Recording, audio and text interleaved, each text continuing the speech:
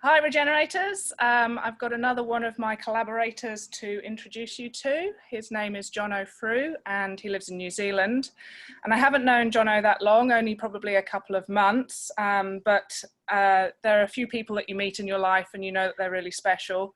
And as I was speaking to Jono, I knew he had a lot to give, especially in the regenerative circles. So hi Jono, thanks for joining me. Hey Tamsin, it's really great to be here. I just want to know, well, we would like to know who you are. Man, okay, that's a great question.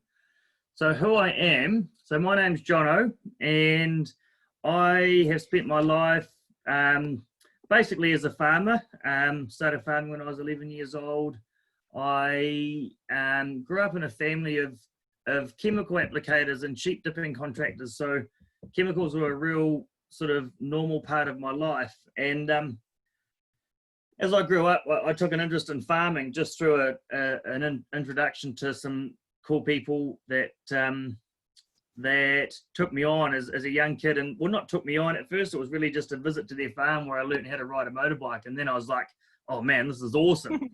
and then that sort of started my my interest in farming, because I wasn't from a farming background, but in the farming industry, but just from a more chemical space than the actual farming side of things. So spent most of my life as a farmer, and then also spent some time as a chemical agronomist later in life. And now I would call myself a regenerative agriculture coach and consultant. And I go around teaching farmers and students and children and consumers all about the regenerative agriculture principles and different biological functions. So I find this fascinating because you couldn't really get to the extremes of two spectrums, really, could you? Like, what did you call it? A chemical agronomist. I've never heard of that one before. So I was the guy that had all the answers to the problems, but in the form of a chemical in a container or multiple chemicals. And then I'll go about applying those chemicals either with spray trucks or self-propelled high clearance machines or helicopters. So for your transition then from this industrial way of things into the regenerative side, what actually happened? When did you, because it's not really that you've changed at all, it's just your mindset that's changed. What was there a significant thing that happened to you?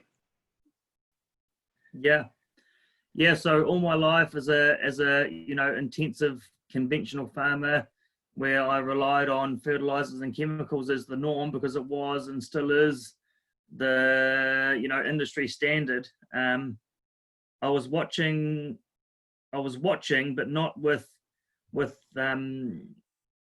anything but just subconscious observations. Things like the river qualities crashing in New Zealand to the point where we couldn't swim in them anymore, and then even to the point where your pets couldn't swim in them anymore. And I remember having friends from the cities saying to me when I was dairy farming that I was the part of the problem, and I was too stubborn to admit that I was, because I was just doing what I was told. And then into my years as a chemical applicator and specialist, I was observing things like continual failures of crops that people had spent thousands of dollars on chemically repairing or chemically maintaining with fertilizers and chemicals, but still, it seemed to be like, for instance, weed sprays would lose their efficiency, and people started talking about resistance. And I was watching all these really odd things start to take place, like none of the chemicals that I would apply really worked. I was always having to reapply, and rather than addressing the cause of the problems, industry would come out with stronger chemicals. And one day I got the profound opportunity to manage a 200-hectare mixed cropping sheep and beef farm that was certified organic. And it was, why I say it was profound was because I was a local chemical expert, and this guy, Tim Chamberlain, asked me to manage his organic farm, and I was the first ever manager of their farm. And it was really odd that I should get offered that job. And that job, I was just sort of, from having no organic experience to being thrown in to manage this large farm. I had to learn really quickly. And all of a sudden, all of these pieces started coming in, like for instance, the power of diversity. So all my life, I was focused on monocultures and keeping things, clean and tidy with chemicals and all these things. And all of a sudden, figuring out that one, we could farm without chemicals and fertilizers, but two, that growing plants in particular all together in a diverse sward actually equaled higher yields. And that just sort of blew me away. And then I started applying myself to learning. But a really big part of it was through my years of being a conventional farmer. I met my ex-partner when I was 19 years old and spent 10 years with her. We had two beautiful children. We've got two beautiful young children. And through having children and getting married, I was so focused on winning the game of being the best farmer in New Zealand, no matter the cost, that I was really not present with my family. And so in my first year of being at Harts Creek Farm, my ex-wife left one morning, just it was 6 o'clock in the morning, and we had sort of been, I could tell that, although we were great parents together and we worked really well together as parents, I sort of knew deep down that things weren't the way that, I really wanted my children to view a marriage as, but I wasn't bold enough to admit it because it was all sort of just going on, like this context going on in the background. Like most farmers in New Zealand, is sort of like you just do your work to support your family.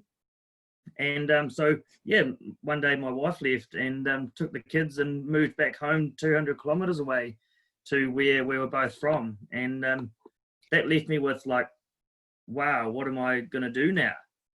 And so my focus shifted from being a farmer and working towards owning a farm to all of a sudden I thought to myself, well, I've got an opportunity here. I've had some really profound learning. I can see that this is the future of farming, but people don't have access to it. So I committed myself to doing all that I could to offer my perspective and knowledge to the world. So there's sort of two levels of mindset change there, isn't there? Because you'd already gone and worked on the organic farm, and yet your mindset still hadn't completely shifted until your wife left you. Is that right? Well, that was what brought on my real interest to push my learning to the next level. And that moment of grief is, for a lot of people, and unless they get offered some inspiration, it does require, like I label it the hitting of the wall. Like a lot of farmers have hit the wall before they come to me, whereas I've learned that you can actually inspire farmers to look into a different world without the grief if you can bring the inspiration and the information and the application of that information. Wow, so okay. For me, it did take the grief moment because I didn't have that inspiration offered to me. And so I thought, well, that's what I'm going to commit my life to. So what is it that you do now then? You're coaching the farmers before they hit the wall. How do you sort of recognize that? Have you got a company or that side of things? Yep. So I started Natural Performance Limited in 2019, where I go out and educate farmers, and I teach at different schools and universities all about these biological and sort of soil health principles and different management techniques. But I talk about it from having been through and done the transition, and I talk about it from an applicable, relatable, practical sense that farmers can actually grasp and understand. I basically take the what was missing in my early years and think to myself, what would have caused me to learn without needing to go through the grief that I did? And I just put that out to the world. Okay. Yeah, because I have spoken to farmers who've got teenager children coming through and then wanting to go to university, but wanting to study agricultural side of things. And that's the major issue, is that there aren't the regenerative agricultural schools, they're having to learn one way, and then when they leave, they then having to change their mindset and unlearn everything before they can start off on the regenerative footing. There is a university down here, the Southern Cross University, just sort of on the Gold Coast, Lismore area, and they've just started their first regenerative agricultural uni course. So things are looking up, but yeah, it's really interesting how you've gone from that one side to completely the other. And how do you look back on it now when you think about all the chemicals that you did tip on the ground? And it's obviously affecting you as well. Do you think you were that person because of the chemical intake? And how do you feel about it? I mean, yes, I've been exposed to lots of chemicals, and when I look back, it wasn't the chemicals that had me stuck in it. It was, you've got to remember, this is like what they teach us at industry level. This is like normal, in fact, if you're not doing this stuff, you're considered odd or different, and yeah, just tell people what your dad said to you when you said you were going to join the organic farm.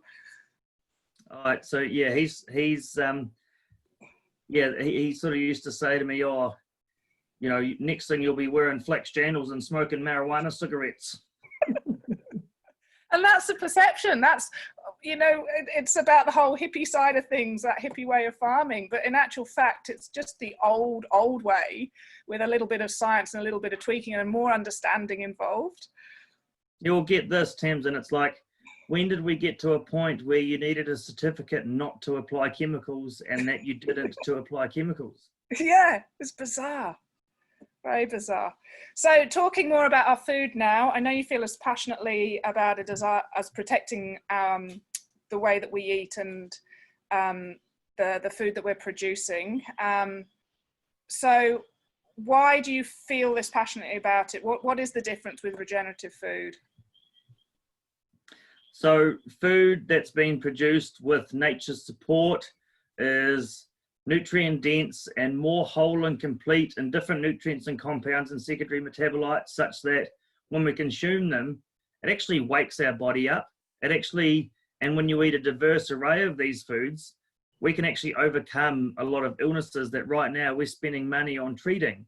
And I've got family, and I've watched family, and I've had, my grandfather, who was a chemical applicator, died of bowel cancer. I've got family, with different autoimmune diseases. My grandfather right now has leukemia. He's now getting blood transfusions every 2 weeks.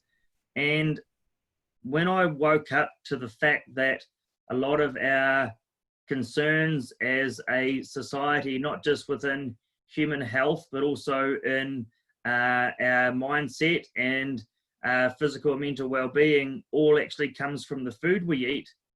And because I've been in the industry of food production chemically, like for instance, Canterbury in New Zealand, here we grow 1/3 of the world's food seeds. And I was the guy out there putting the chemicals all over these seeds and not drawing the link between, hang on a second, I'm reading the label here and we've got skulls and crossbones and we're putting that on our food. Yeah, it's bizarre, isn't it? It's bizarre. And so, yeah, I mean, that was, what I know now is if we can produce food with whole and complete compounds, not synthetic man-made compounds, because we think we know what the human body needs, but we, modern society and modern medicine is treating the human being like all these separate parts, when really it's one whole organism. And we're sitting here treating all these symptoms instead of looking at the system as a whole. And when we just stop trying to interfere with what we think we need and what we think our plants need, and just use nature's power and diversity, that all of a sudden we don't have to keep throwing ambulances at the bottom of the cliff. It's really simple stuff. Yeah. And this sort of leads on a little bit to microbiomes. And when did you first start noticing or understanding that side of things? Because of course there's a definite link between the soil health and our plant and food health, and then our health. That's the knock-on effect. Yeah.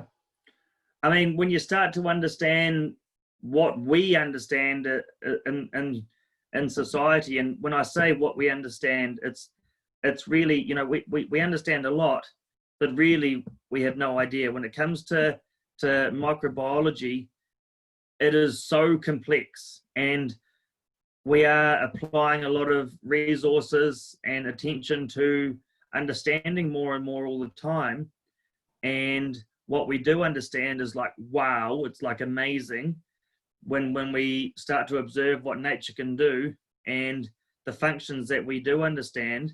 But and so I was all of a sudden inspired by what nature could achieve, you know, biologically using these microbial, you know, diverse microbial communities, not just within the soil, but then within, you know, animal stomachs and our stomachs, and then the ripple effects of those functions.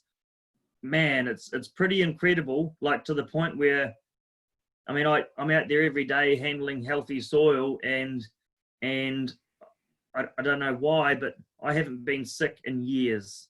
Yeah. And my twin sister, we shared a womb. My mum always said we had a womb with a view. We really should be really similar, you know, with our DNA and our genetic makeup. Yeah. My sister lived in the city all her life and still does. And my sister developed epilepsy in her 20s and found herself in hospital all the time. And I was always really concerned. And then here's me out there in nature all the time, and I don't get sick. And like, I can't even say, you know, in my years that I've been an advocate for healthy eating. And in fact, you know, I was a chemical specialist. Yes. But when I started taking on these principles and getting focused and getting purposeful about my day-to-day living, I haven't been to the doctors once, and I still am not like a super healthy eater, although I'm conscious of what I eat and what I put into my body. I still drink a lot of coffee, but I don't get sick. And so I'm experiencing a link personally to, you know, the power of biology on us human beings, and that all does come from the soil, literally. Yeah. So yeah, talking about the seed side of it, this is what really blows me away, is that a seed has its own microbiome. So with your cover crops, are you actually inoculating the seeds before you sow them? So so I have a seed company in partnership with Peter Barrett of Lindburn Station in New Zealand, labelled Symbiosis. And at Symbiosis, we create diverse species cover crop seed mixes based on different contexts. And to answer your question directly, I mean, yes, when you understand the power of a seed and start to observe the energy within a seed and what it can do, and the fact that seeds are intelligent, like seeds know when to germinate, when they're required, seeds have enough energy within that little ball or whatever shape. There's so many different sizes and shapes. They're amazing, that they have enough energy within themselves to put up a bit of a leaf surface, get a little bit of a root system established, enough to get that leaf out, start capturing sunlight, and start producing, you know, different carbohydrates and sugars to feed the biology to support it in return. It's intelligent in that it knows how to request for what it needs from that biology. And no, we don't inoculate our seeds, because everything that our seeds need are already in nature.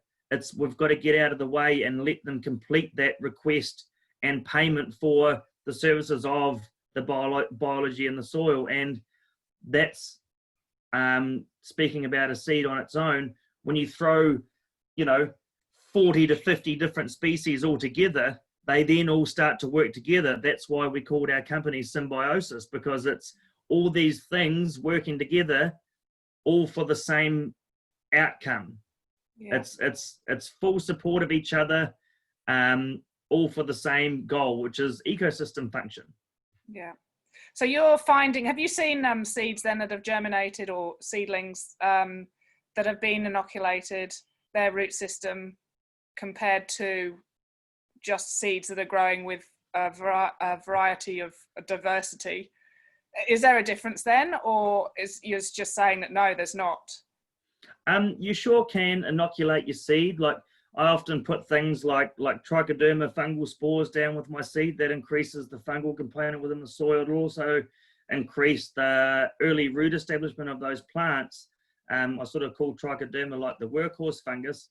But you've got to remember, like, what nature can provide in the soil. You know, to give you an understanding, a teaspoon of healthy soil, there are more microbes than there are humans on this planet. So for us to think we know what we need to put on our seeds, we don't know. And yes, we see increases with certain things. I like to put, for instance, humates down with seeds when we're trying to get fungal populations up and running. Fungi love humates. It's full of different quorum sensing signals from that ancient stored carbon form that is humate or lignite. You know, we use things like microbial products, like in New Zealand, we have a company called EMNZ, the Daily family. They produce diverse, effective microorganism products, both liquid and solid. There's all these things we can do, but it's not just a case of throwing things at the system willy-nilly. For me, it's just about getting diversity in, getting ourselves out of the way, stop interfering, and nature will take care of what's needed to be done. Okay, great. Just a slightly different perspective, that's all, because the last 3 years I've been traveling around Australia, and it might be because the soil's slightly different. I mean, you guys probably have a lot more topsoil than we do here.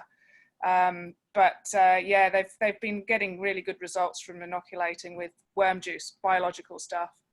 Okay. You'll get massive responses from worm juice, like, you know, we call it the elixir of life. But the thing is, you know, what you've got to understand is these things that, in my mind, just transitional tools. You know, once we get those cycles functioning, you don't need to keep feeding them. Yeah, absolutely. Yeah, with you on that one. Okay, so let's talk about the Regenerator app. So when I proposed the idea of collaborating with Farming Revolution and my other collaborators, what went through your mind? Because as I said in the introduction, you hadn't known me for very long, so I could be anybody. Yeah, so just talk us through what you thought about the Regenerator app and how it's going to work and how your inputs will be best received. Yep. I mean, what I first noticed was you're passionate about what you're doing, and I think that's really important. I don't really understand too much around the technology side of, for instance, apps. However, I can see there's an opportunity here to make a difference, and that's why I am here.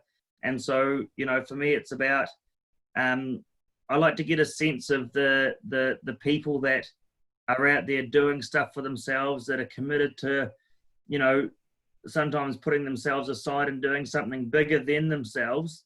And I picked that up from you, Tamsin, in our few conversations that we've had.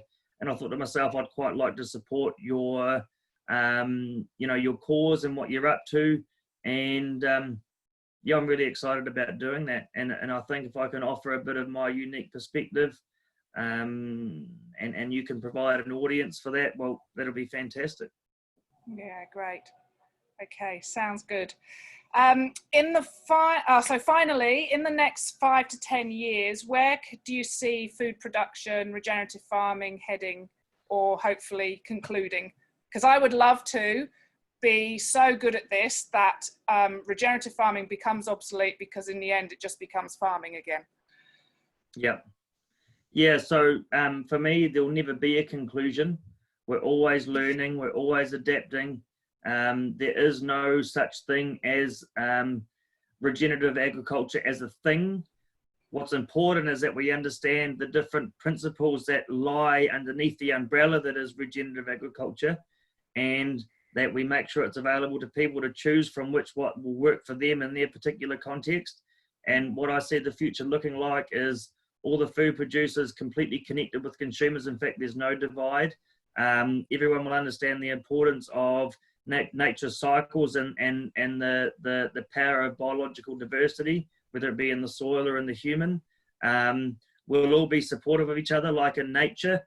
Everyone is supporting each other. There is, you know, for instance, in the soil, we don't have microbes waking up in the morning, arguing with other microbes as to which way they mobilize nutrients is the correct way. You know, so for me, it's like farmers and consumers and everyone will all be united in the common goal, which to me is effective ecosystem function and support. And what it looks like to me is like beautiful, colorful, vibrant, verdant, you know, prosperous, with human beings and animals and insects and all critters all happy and healthy, all working together as part of an ecosystem, not an ecosystem like what we're currently dealing with, where we think we're better than other species. Yeah.